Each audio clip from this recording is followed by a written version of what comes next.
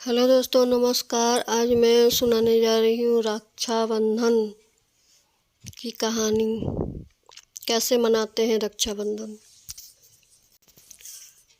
रक्षाबंधन को हमें सभी भाई बहन बड़े प्रेम और स्नेह के साथ हर साल मनाते हैं।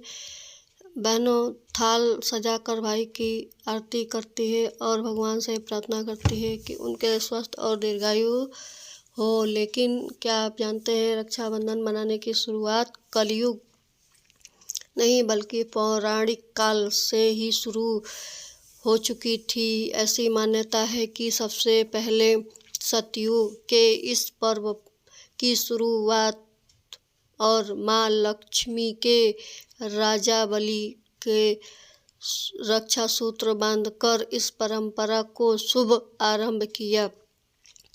रक्षाबंधन इतिहास को लेकर ऐसे ही कुछ कहानियाँ प्रचलित हैं। आज हम इसी कहानी के बारे में आपको विस्तार से बताते हैं।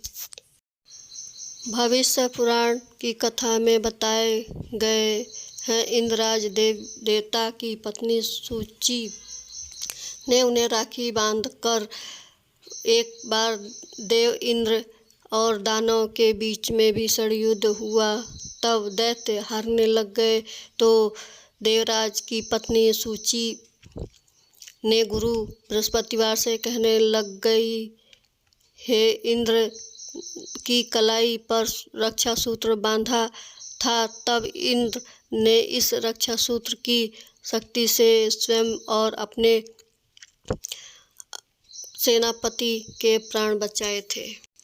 राजा बलि का दान धर्म इतिहास में सबसे ज़्यादा प्रख्यात है। इस एक बार माँ लक्ष्मी ने राजा बलि को राखी बांध कर बदले में उनके भगवान विष्णु को मांगा था। इस कहानी की एक बार राजा बलि के यज्ञ का आयोजन किया था। तब उनकी परीक्षा लेने के लिए भगवान विष्णु वामनावतार लेकर आए और दानवीर बलि राजा से 3 पग भूमि मांगी।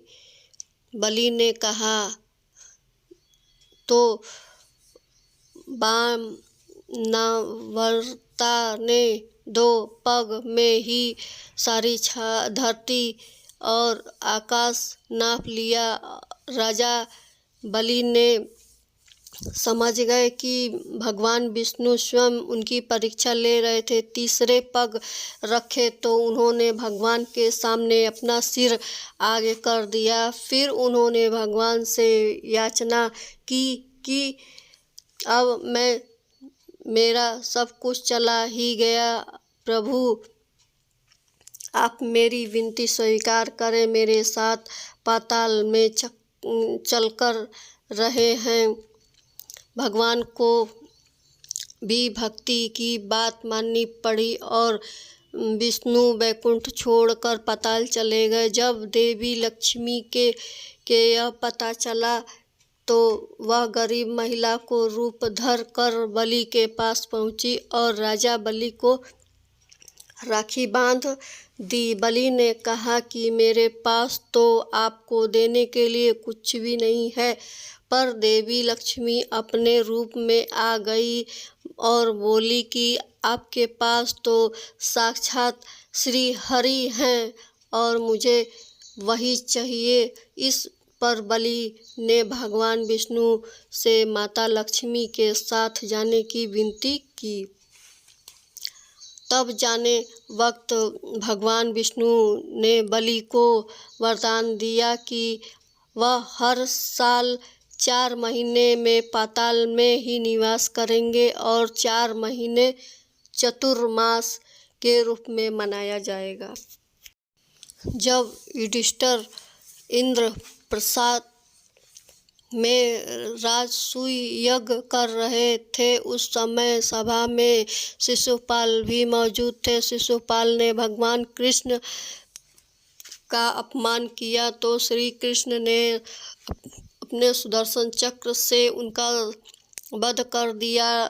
लौटते वक्त सुदर्शन चक्र से कृष्ण जी की छोटी उंगली घायल हो गई और रक्त बहने लग गया। द्रौपदी ने अपनी साड़ी का पल्लू फाड़ कर श्री कृष्ण की उंगली पर लपेट दिया और श्री कृष्ण ने द्रौपदी को वचन दिया कि इस रक्षा सूत्र का वचन निभाएंगे। इसके बाद जब कौरवों ने द्रौपदी पर चीरहरण किया तो श्री कृष्ण ने चीरहरण को बढ़ाकर द्रौपदी की लाज रखी। मान्यता है कि जिस दिन द्रौपदी ने श्री कृष्ण की उंगली पर साड़ी का पल्लू बांधा वह श्रावण पूर्णिमा ही था।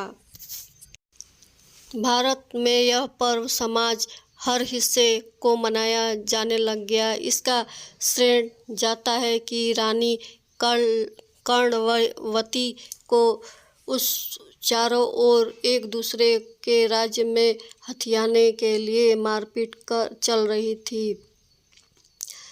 मेवाड़ पर महाराजा की विधवा रानी कर्णवती राजगद्दी पर बैठी थी। गुजरात का सुल्तान बहादुर शाह उनके राज्य पर नज़र गड़ाए बैठा था। तब रानी ने हुमायूं को भाई बनाकर राखी भेजी। हुमायूं ने बहादुर शाह से रानी कर्णवती के राज्य की रक्षा और राखी की लाज रखी।